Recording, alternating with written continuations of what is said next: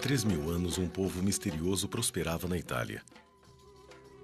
Ricos, elegantes e sofisticados, os etruscos estavam bem à frente de seu tempo.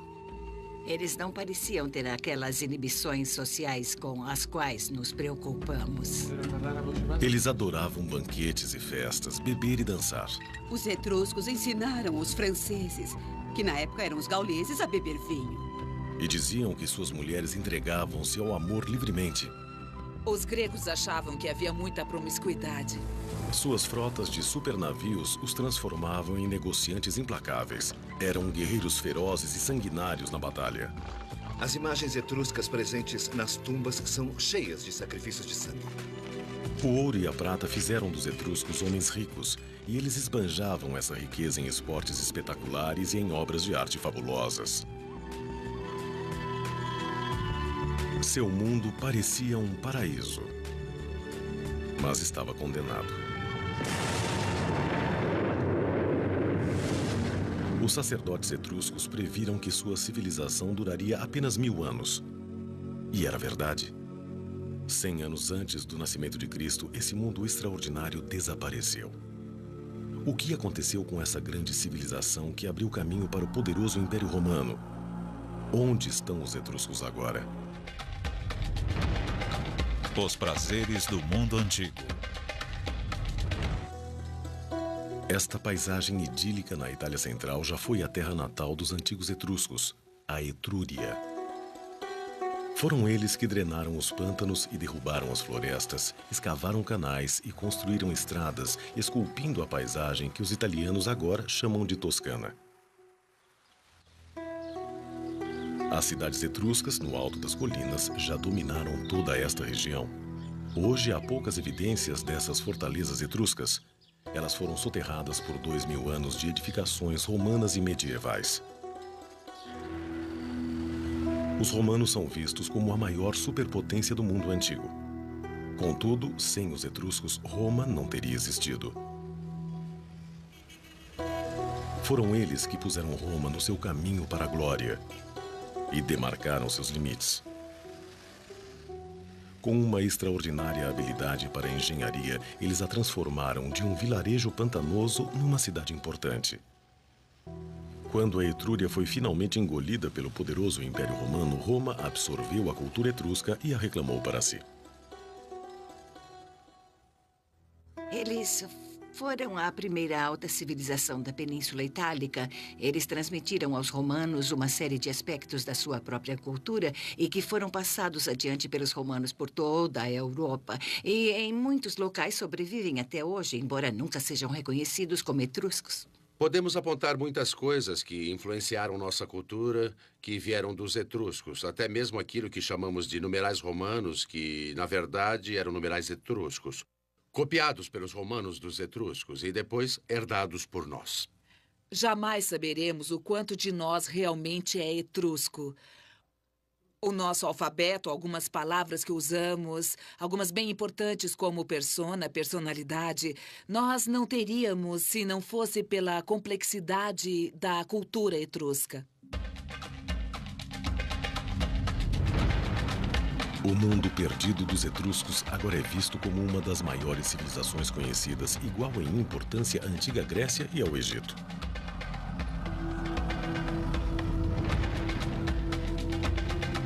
Sua cultura emergiu há somente 3000 anos na Itália Central.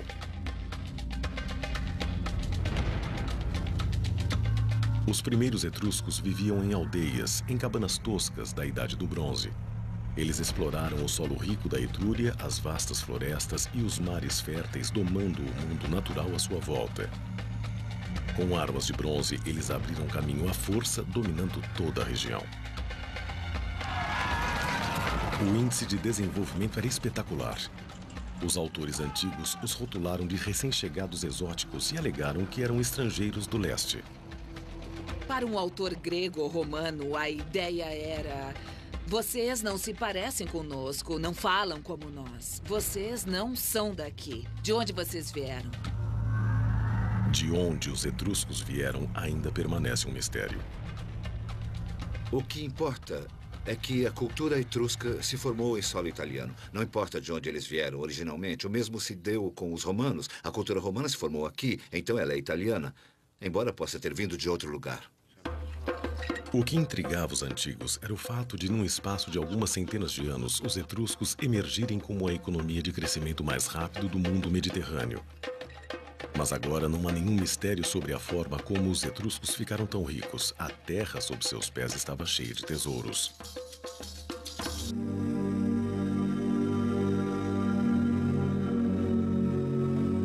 Em 1980, o arqueólogo Giovanangelo Camporeale teve sorte. Sua descoberta revelou a sociedade etrusca no momento exato em que florescia. Começamos examinando o bosque. Era um bosque denso, impenetrável. E vimos algumas pedras. Pedras que deviam ter sido postas ali, porque não eram rochas naturais. Elas eram parecidas. Depois achamos mais 2, 3, 4. As pedras pertenciam a um muro. Vasculhamos em torno e achamos outros muros.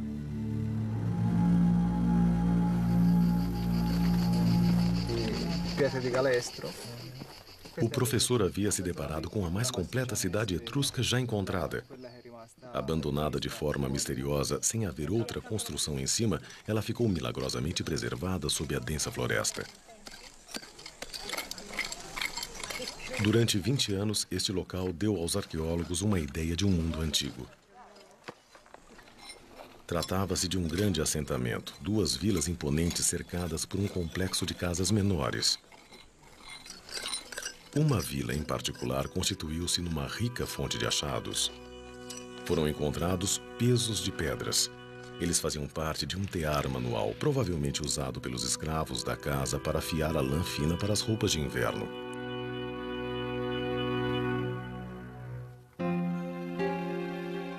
O arqueólogo Stefano Giuntoli caminha por um grande salão de entrada que leva a um aposento, onde fragmentos de um copo de vinho importado da Grécia e outras evidências de uma moradia requintada foram achados. Isto era um salão para banquetes, onde homens e mulheres se deleitavam e relaxavam.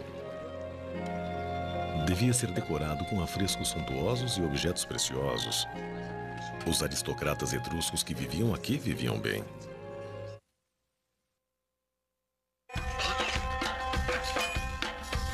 Esta era uma cidade em desenvolvimento construída ao redor de uma rede de minas de metais preciosos que pertenciam a famílias etruscas ricas. Foi assim que os etruscos enriqueceram tão depressa. Foi aqui que eles literalmente tiraram sua fortuna da terra. Eles tinham depósitos minerais enormes, os maiores depósitos de prata da Europa, depósitos de cobre e provavelmente de estanho e de ferro também. Essa riqueza de materiais e talvez de outras matérias-primas se manifesta através da grande explosão da sociedade etrusca por volta de 700 e 600 a.C. As cidades são construídas e a elite etrusca se torna cada vez mais rica. Essa riqueza, nas mãos de poucas pessoas, gerou uma sociedade extraordinariamente singular. Por toda a Etrúria, as minas bancavam a economia. Enquanto Roma ainda era um grupo de vilarejos, os etruscos injetavam dinheiro na construção de cidades fabulosas no alto das colinas. Até 25.000 pessoas viviam e trabalhavam nessas cidades-estado independentes, populações enormes para o mundo antigo. Na antiga Etrúria, as senhoras ricas e bem vestidas, acompanhadas por servos, caminhavam pelas ruas pavimentadas da cidade. Havia arquitetura em pedra, pontes, e devia haver um saneamento melhor que o das cidades vizinhas por causa da engenharia. Foi a extraordinária habilidade técnica dos etruscos que viabilizou suas grandes cidades.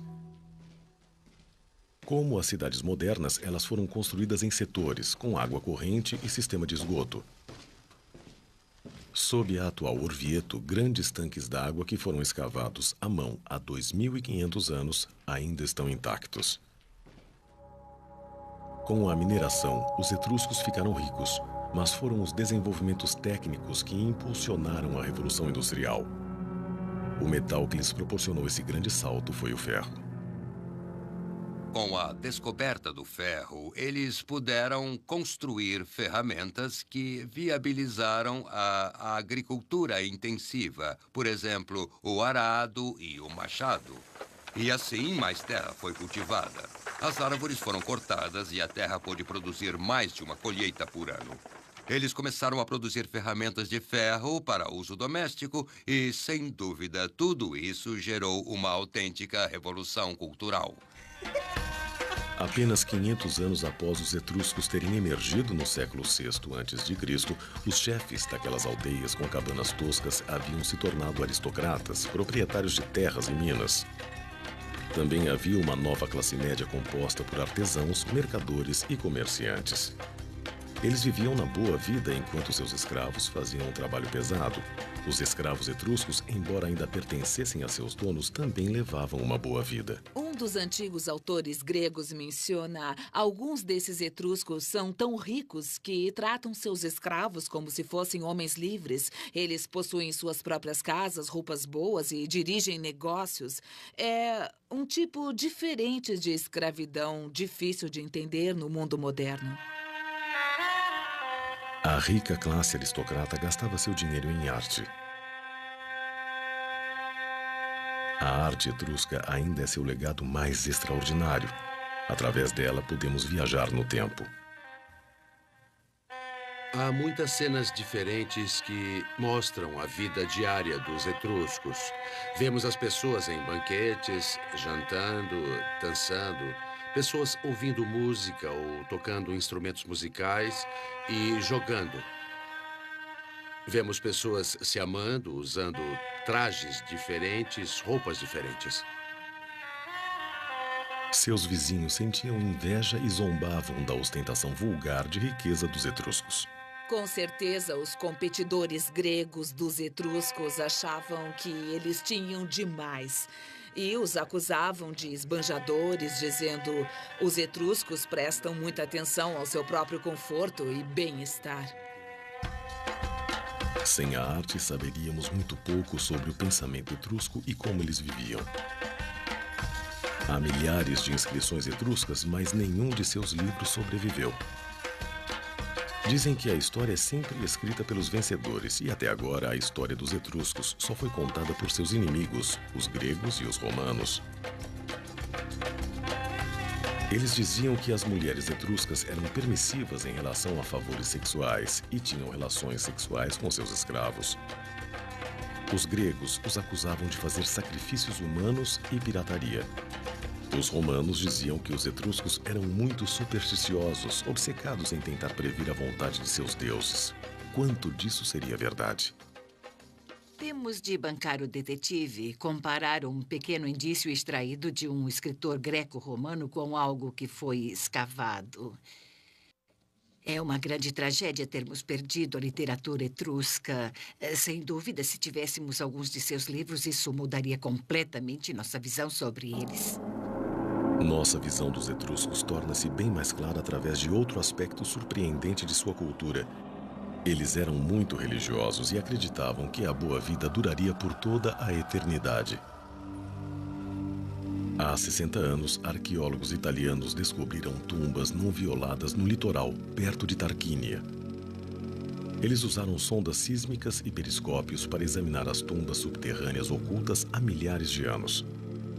Foi a primeira tentativa séria de explorar os túmulos usando uma tecnologia não invasiva. Uma vez no interior, eles ficaram estarrecidos. Ali estava o tesouro perdido com o qual os arqueólogos sonhavam. Um túnel do tempo para o mundo perdido, perfeitamente preservado, desse povo extraordinário. Nas tumbas subterrâneas de Tarquínia, os arqueólogos encontraram câmaras inteiras decoradas com afrescos fabulosos. Essas pessoas que adoravam se divertir celebravam a vida até na morte. Em cores intensas, eles banqueteiam, bebem, dançam e fazem amor.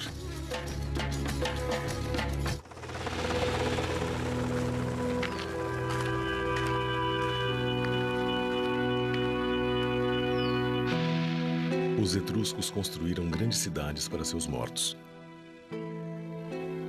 Cheias de tumbas elaboradas, dispostas em setores com ruas e praças, elas refletiam as cidades dos vivos. Esta necrópole foi construída ao longo da antiga cidade de Cesare. Cada câmara mortuária familiar contém os ataúdes de gerações da nobreza etrusca. Os etruscos acreditavam que deviam a seus ancestrais a boa sorte e o poder. Honrá-los era essencial. As tumbas aqui são casas em miniatura. Relevos em gesso nas paredes exibem cada objeto que o morto poderia necessitar na outra vida.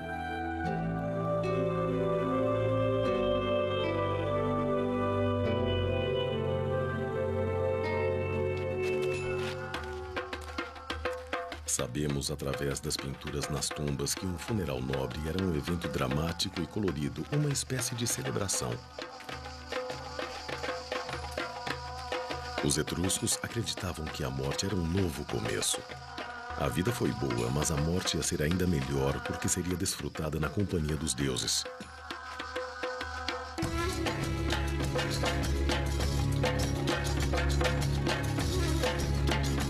A obsessão desse povo com a vida após a morte e seus preparativos para ela nos deu a visão mais clara sobre seu mundo.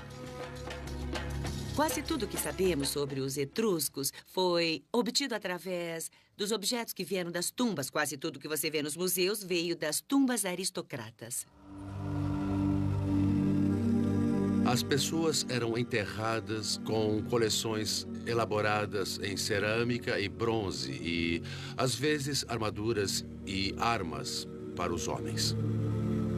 A vida diária e a vida pós-morte estavam intimamente ligadas e os objetos na tumba sempre incluíam pratos e coisas relacionadas a beber e a festejar por toda a eternidade.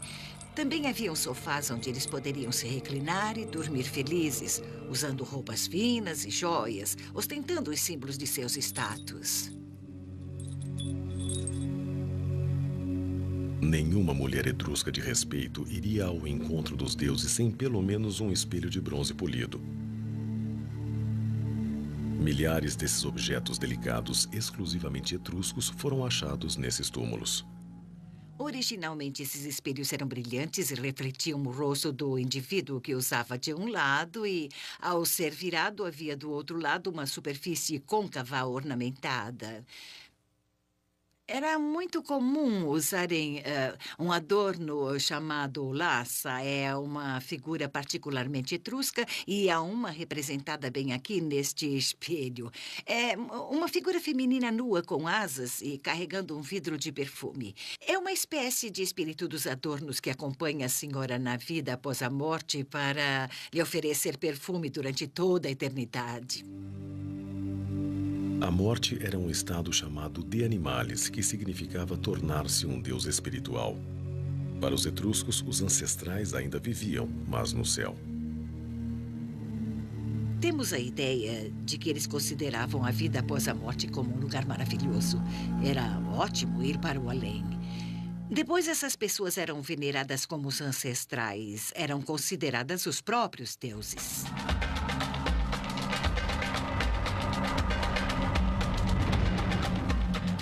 Os etruscos adoravam vários deuses, alguns violentos, outros sábios e amistosos. Eles compartilhavam com os antigos gregos Apolo, Hércules e Perséfone, deuses dos céus. Mas a religião dos etruscos nasceu num momento único e dramático, vinda das entranhas da terra. Os deuses enviaram um mensageiro chamado Tagis, um menino nascido da terra com o rosto de uma criança e a sabedoria de um ancião. Ele cantava canções misteriosas que só um nobre chamado Tarcon conseguia entender. Ao serem escritas, elas se tornaram a disciplina etrusca. A disciplina etrusca é o plano completo para a vida de um indivíduo e para a vida de sua cultura, que envolvia ensinamentos morais e todas as fórmulas e rituais necessários para permanecer de bem com os deuses. Esses deuses dominavam todos os aspectos da vida e falavam através da natureza. Cada animal, cada árvore e até mesmo o vento carregava uma mensagem dos deuses. O voo dos pássaros era especialmente importante. A altura em que voavam e a direção de onde vinham eram um presságio de sucesso ou desastre. Os sacerdotes etruscos, os professores e os intérpretes eram os membros mais poderosos da sociedade. Eles ensinavam que tudo no mundo estava dividido de acordo com a lei sagrada e somente eles poderiam decodificar a mensagem dos deuses. Um sacerdote etrusco, quando se preparava para ler a vontade dos deuses, marcava os pontos cardeais, norte, sul, leste e oeste, e depois observava o que acontecia no céu.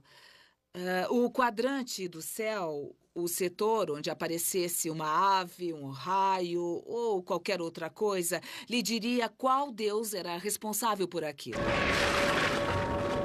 Os deuses enviavam suas mensagens mais urgentes através de trovões e raios. Um manual secreto que só os sacerdotes possuíam explicava o significado das tempestades elétricas.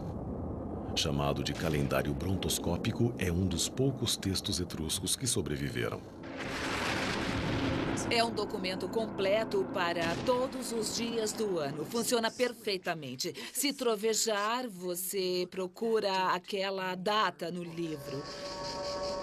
Muitas das mensagens nos parecem bem tediosas.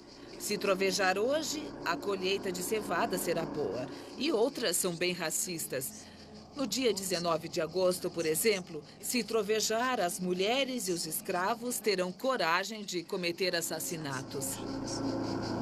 Os etruscos não se arriscavam a tomar decisões sem antes consultar os sacerdotes para que lessem os presságios e previssem o que os deuses podiam achar. Eles eram considerados muito supersticiosos e os romanos diziam que eram o povo mais supersticioso de todos porque eles eram realmente obcecados por entender a vontade dos deuses. Esta era uma preocupação muito especial dos etruscos, saber o que os deuses queriam, o que os deuses pensavam, se ficariam zangados, qual vai ser o resultado se eu irritar os deuses. Os viajantes antigos que conheceram os etruscos ficavam fascinados com sua religião e assombrados com a habilidade dos sacerdotes em prever o futuro. Os romanos chegaram a empregar sacerdotes etruscos como conselheiros. O sacrifício ritualizado de sangue era um elemento essencial no repertório de um sacerdote. Mensagens celestiais eram lidas nas entranhas de animais recém-abatidos. O fígado era considerado o órgão que tinha o poder de transmitir mensagens dos deuses. A arte de prever através da interpretação do fígado era tão desenvolvida quanto a leitura dos céus.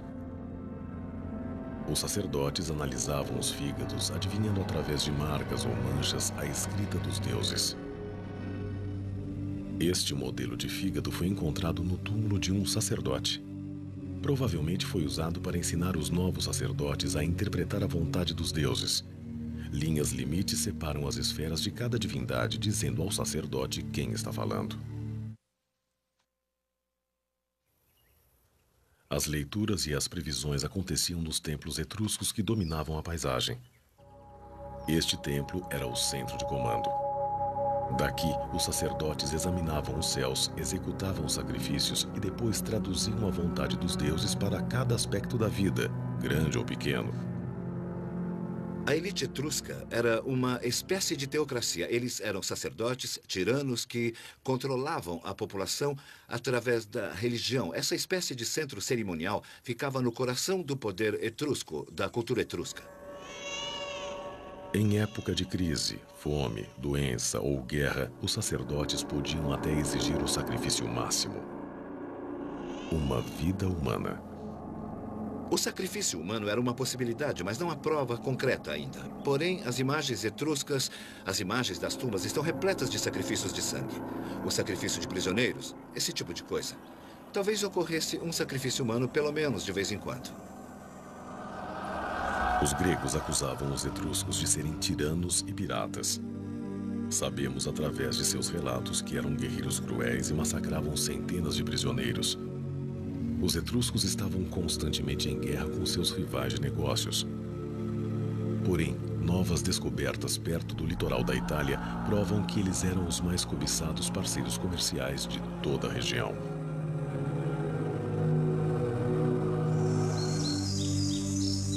Os etruscos logo se tornaram a força comercial mais poderosa do Mediterrâneo. Eles tinham a matéria-prima que todos queriam, metais raros. Primeiro, eles foram cortejados pelos fenícios do leste. Depois, chegaram os gregos. Eles tinham os depósitos de minerais que os gregos queriam, e os gregos vieram do leste, se aproximando ao máximo dos etruscos. Eles os atraíam como um imã.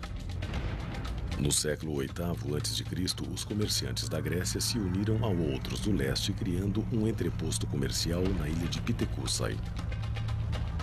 Convinha aos etruscos manter seus parceiros comerciais afastados. Os etruscos eram fortes, tanto na terra quanto no mar. Sua grandeza lhes dava poder. Eles impediram os gregos de se instalarem em território etrusco, o que revela algo sobre sua força militar. Deixavam claro que negociariam com você, mas não lhe dariam sua preciosa terra. Os metais atraíram os gregos a Pitecússai, mas o comércio não era unilateral. Os etruscos adoravam tudo que era novo e exótico. Em troca dos recursos naturais da Itália, os etruscos recebiam uma riqueza de produtos alimentares, vinho, azeite de oliva, que eles logo aprenderam a cultivar e a produzir. Os etruscos gostaram do negócio de cultivar uvas e beber vinho em grande escala. Originalmente uma ideia grega, em pouco tempo eles faziam um vinho melhor e exportavam tonéis dele para a França. Pode-se dizer que os etruscos ensinaram os franceses, que na época eram os gauleses, a beber vinho.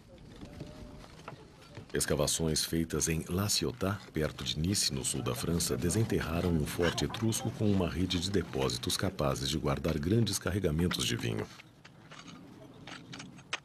Os comerciantes etruscos transformaram o negócio de exportar vinho por mar numa verdadeira arte. Eles apresentaram aos franceses um modo de vida inteiramente novo.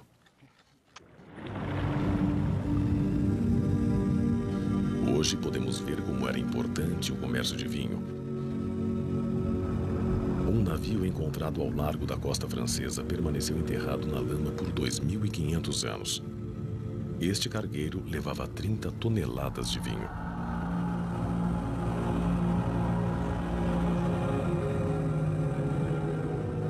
Como e por que este navio afundou é um mistério. Pode ter sido mau tempo, mas estes mares eram famosos por causa dos piratas e um navio carregado era um alvo fácil. Os etruscos tiveram uma solução engenhosa. A estratégia mais segura para qualquer navio de carga era a velocidade. Os engenheiros etruscos projetaram um navio que podia superar qualquer embarcação construída pelos rivais. Seu novo design revolucionou a construção naval. Ele era único. O que os destacava de seus competidores gregos era o tipo de mastro. Eles usavam uma vela mestre gigante, um tipo de vela quadrada, mas acrescentaram outro mastro, com vela na frente, que permitia uma navegação mais rápida e talvez manobras melhores no mar profundo. Com o tempo, os cargueiros etruscos foram adotados pelos romanos, estabelecendo o padrão para os navios modernos. Passados para trás na corrida pelo domínio das rotas comerciais marítimas, os gregos menosprezaram o conhecimento dos etruscos.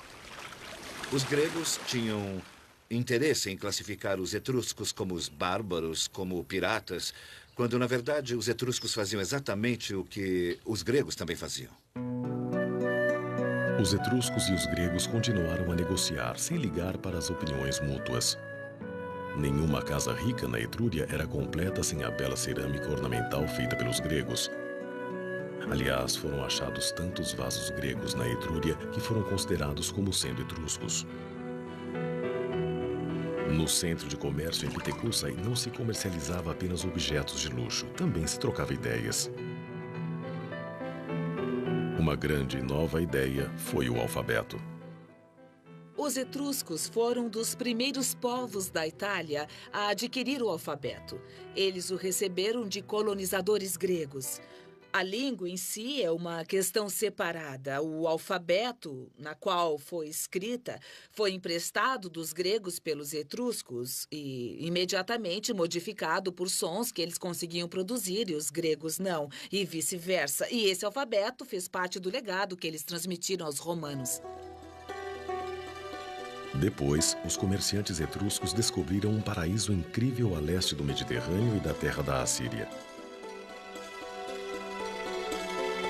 Os artistas locais ficaram inspirados e introduziram os novos designs na sua própria arte.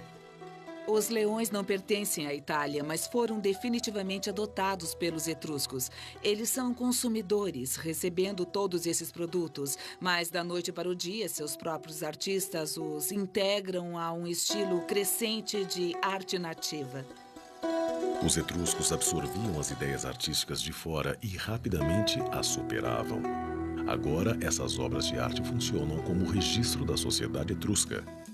Eles absorveram muitos elementos culturais dos gregos e um dos mais comuns foi o esporte.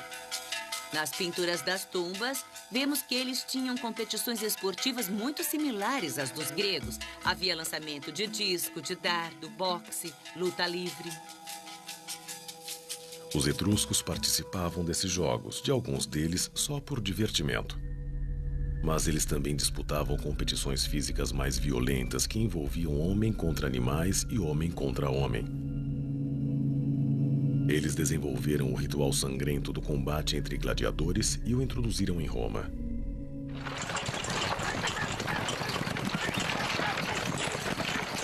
No leste, eles se depararam com a última moda em transporte veloz, a biga.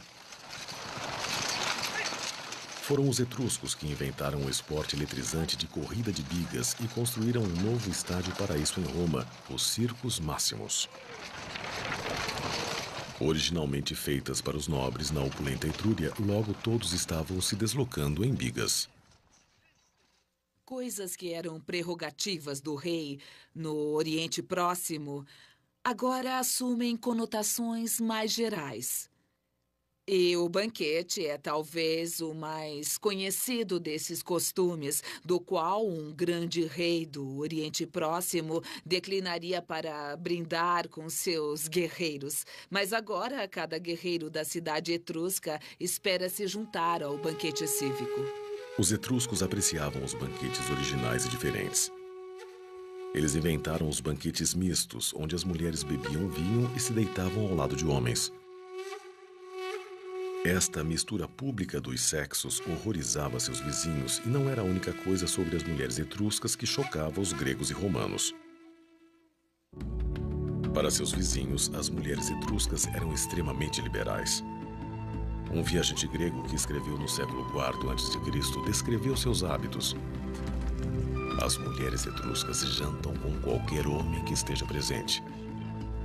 Os etruscos compartilham as suas mulheres. Não é vergonha para elas serem vistas em experiências sexuais. Elas se exercitam nuas, expondo seus corpos aos homens. Eles criam seus filhos que nascem sem saber quem é o pai. O quanto disso é verdade? As mulheres andavam livremente na sociedade etrusca, eram vistas em festas, deitadas com seus maridos, apreciando um gole de vinho, dançando e vivendo uma vida realmente muito mais liberada que a de suas irmãs em Roma ou Atenas. As mulheres etruscas realmente apreciavam a vida social e os banquetes, o passatempo favorito dos etruscos, tanto quanto os homens. Sabemos que algumas mulheres possuíam seus próprios recipientes para usar em banquetes e, pelo menos em 2 tumbas, havia 2 grandes cuias de vinho com inscrições dizendo que pertenciam a mulheres. As mulheres romanas eram proibidas de beber vinho sob pena de morte. As mulheres etruscas bebiam, mas será que acreditavam no amor livre?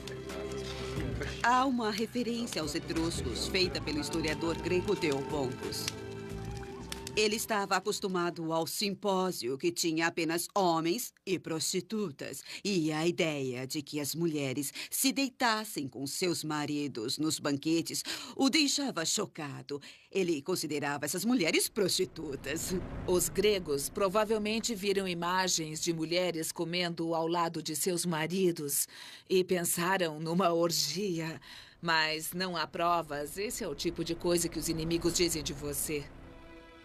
Não há dúvida de que as mulheres etruscas, comparadas com as gregas e as romanas, eram extraordinariamente livres. Mas isso em parte porque suas irmãs na Grécia e em Roma eram simplesmente um objeto do homem, sua propriedade, e não tinham nenhum direito. As mulheres gregas se mantinham nos seus aposentos, fiando, tecendo, fazendo coisas femininas. As mulheres romanas, tradicionalmente, não tinham permissão de participar da vida pública. As mulheres na Etrúria, pelo menos as aristocratas, possuíam sua própria riqueza. Elas tinham muito mais liberdade que as mulheres gregas e romanas. As mulheres etruscas eram independentes. Podiam ter o próprio dinheiro e até propriedades. As mulheres romanas nem mesmo tinham um nome próprio. Se você fosse filha de Túlio, você seria Túlia. E se houvessem 3 filhas, haveria a Túlia I, a segunda e a terceira. Já as mulheres etruscas tinham seu próprio nome. O fato é que as mulheres etruscas, além de livres, também eram educadas. Quando os espelhos de prata e bronze encontrados nas tumbas das mulheres foram limpos e examinados, eles provaram que elas podiam ler e escrever. Eles tinham inscrições e as mulheres conseguiam lê-las. Não haveria sentido em escrever esses nomes de personagens mitológicos gregos se você não os conhecesse. Então, todas as mulheres aristocratas eram muito cultas. As mulheres etruscas levavam seus adorados espelhos ornamentados para a vida após a morte, assim como fez Seiante, uma mulher nobre que viveu no século III a.C. Agora, no Museu Britânico, seu sarcófago imponente, achado na sua própria tumba, sugere que ela era muito rica e muito importante. Quando seu rosto foi reconstruído cientificamente, descobriu-se que a imagem em sua tumba possuía uma semelhança apurada. Isso mostra que os etruscos estavam bem à frente dos romanos e dos gregos. Este é o primeiro retrato comprovado da Antiguidade Clássica. Mas havia uma discrepância estranha. Embora devesse ter 50 anos quando morreu, o artista a retratou como uma mulher bem mais jovem. Talvez ele a tenha conhecido. Ou será que esta rica mulher encomendou a efígie para seu ataúde anos antes de sua morte? Quando seu esqueleto foi exposto e radiografado, houve outra revelação que certamente deve ter assombrado os gregos. Uma das coisas mais notáveis sobre Seiante era o fato de ser uma amazona. E esta é a única evidência que temos sobre mulheres etruscas montando a cavalo. Nós sabemos que ela cavalgava devido à forte musculatura que tinha em certas partes do esqueleto, como as coxas e a parte de baixo das costas. Ela passou boa parte da vida cavalgando e não confinada aos aposentos das mulheres, assim como as gregas e as romanas. Mas até que ponto ia essa liberdade? E as acusações de que as mulheres etruscas gostavam do amor livre, mantinham relações com escravos e de que nenhuma criança etrusca sabia quem era o pai? A sociedade etrusca era aristocrata e a unidade da sociedade era formada pelo casal.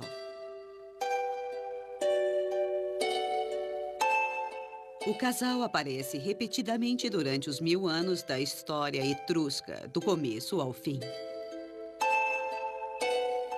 As efígies sentimentais nos ataúdes etruscos de maridos e esposas se abraçando por toda a eternidade falam por si próprias.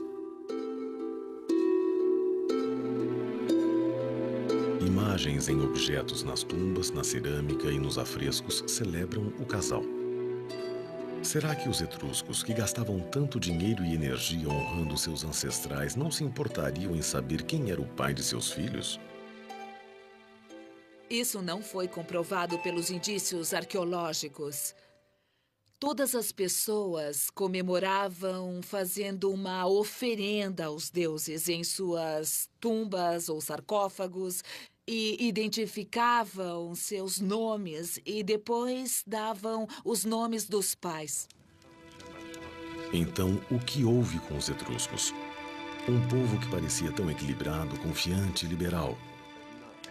Estariam eles tão entretidos em se divertir que foram pegos de surpresa por seus inimigos? Ou surgiu uma nova ameaça? O reinado triunfante dos etruscos chegou ao fim após 1000 anos. Dizem que eles eram tão obcecados com a busca do prazer que não perceberam uma nova ameaça, não de fora, mas de seus vizinhos. Não há dúvida de que eram muito bem organizados, guerreiros soberbos e politicamente ativos.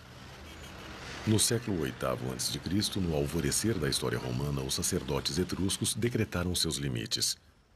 O censo comercial etrusco estabeleceu a cidade de Roma como um centro mediterrâneo para o comércio e os negócios. No século VII, a dinastia etrusca dos Tarquínios dominou Roma. Pelo menos 2, talvez 3 dos primeiros reis romanos são etruscos. Foi só mais tarde que os romanos assumiram militarmente e eles, então, conquistaram os etruscos. No século V a.C., os romanos expulsaram os soberanos etruscos. E adotaram muita coisa de sua cultura, mas agora, com a expansão da cidade de Roma, eles os viam como rivais. Roma queria as riquezas da Etrúria para si. O período em que Roma reconhece que precisa, quer e vai assumir a Etrúria chega quando eles percebem que há uma grande população urbana que não consegue produzir sua própria comida e que precisa ser alimentada. Eles começam a cobiçar as terras cultiváveis do interior da Etrúria. Dizem que o fim dos etruscos foi uma profecia que se concretizou. Uma antiga lenda previa que a civilização etrusca duraria apenas 1000 anos. A previsão estranhamente se confirmou. Será que os etruscos, tão supersticiosos, se amedrontaram e sucumbiram ao que julgavam ser seu destino? Dizem que por volta de 44 a.C., um cometa foi visto e aquilo marcou o começo da última era dos etruscos. Foi quando surgiu Júlio César e o Império Romano se estabeleceu. Isso tem sido usado para explicar por que nos últimos 200 anos eles se mostraram tão passivos. Eles parecem não resistir aos romanos, como era de se esperar. Parecem não se importar por estarem sendo assimilados e conquistados. Mas não houve nada místico sobre o colapso dos etruscos. As guerras comerciais contínuas contra os gregos impuseram seu preço. Em seguida, os exércitos dos gauleses atacaram as cidades etruscas. Impelidos pela fome, eles fugiram para a Itália atrás de comida e terra fértil. Os etruscos suportaram o primeiro impacto bem antes de os gauleses chegarem a Roma e a ocuparem brevemente. E durante muitos anos, do final do século V até o IV, eles combateram os exércitos gauleses. Defender a Etrúria das hordas de gauleses invasores esgotou os etruscos. Depois, os romanos começaram a tomar as cidades enfraquecidas, uma a uma. A primeira foi a cidade de Veii, mais perto de Roma. O segredo do sucesso dos romanos foi o fato de serem unidos. Os etruscos, com suas cidades-estado independentes, às vezes em guerra umas com as outras, não eram. Elas nunca se uniram tempo suficiente para enfrentar Roma conjuntamente. E assim Roma as conquistou. Quando uma cidade era enfraquecida pelos gauleses, Roma se aproveitava. E talvez este seja o segredo que explica a derrota dos etruscos. Algumas cidades ficaram sob cerco durante anos. Outras caíram quase sem lutar. Em 2 séculos, a Etrúria era mais uma parte do grande Império Romano. Gradualmente, as pessoas deixaram de falar ou escrever em etrusco. Todos falavam a língua dos conquistadores, latim. As pessoas realmente pararam de falar etrusco por volta do século I a.C. E foi quando o povo etrusco chegou ao fim, deixou de ser uma entidade. Quando a língua morreu, morreu também a literatura. Os escritores antigos citam a riqueza da música e da arte etrusca, sua poesia, peças e histórias. Só restaram vestígios nas inscrições. O que aconteceu? Não havia necessidade nem interesse por parte dos romanos em conservar os textos etruscos, exceto os religiosos. Então, simplesmente desapareceram. E quanto ao povo? Muitos etruscos foram mortos, mas nem todos. Os aristocratas se misturaram à sociedade romana, um lampejo de cor exótica entre a elite. Nos bastidores, eles ainda influenciavam o novo império. O que houve com os etruscos é que muitos deles se tornaram romanos. Muitos da aristocracia etrusca se mudaram para Roma e se tornaram parte da elite romana. Estudos recentes analisaram os nomes dos senadores do Senado romano no século I a.C. E muitos deles eram de famílias etruscas. Diante da situação, eles deixaram que Roma assumisse o controle da cidade. Começaram a preparar seus filhos para ir para Roma e se tornar senador. E assim eles poderiam ajudar a família através dos votos no Senado. A luta dos arqueólogos para iluminar o mundo fabuloso dos etruscos nunca terminará. Embora vivessem há milhares de anos, eles chegaram ao mundo moderno de uma forma bem direta. Sua história é envolvente, sua atitude em relação à vida, intrigante. O espírito dos etruscos ainda vive na Itália. Às vezes, quando a luz do entardecer ilumina o rosto dos moradores da Toscana, nós voltamos à Etrúria, o lar do povo perdido da Itália, os etruscos.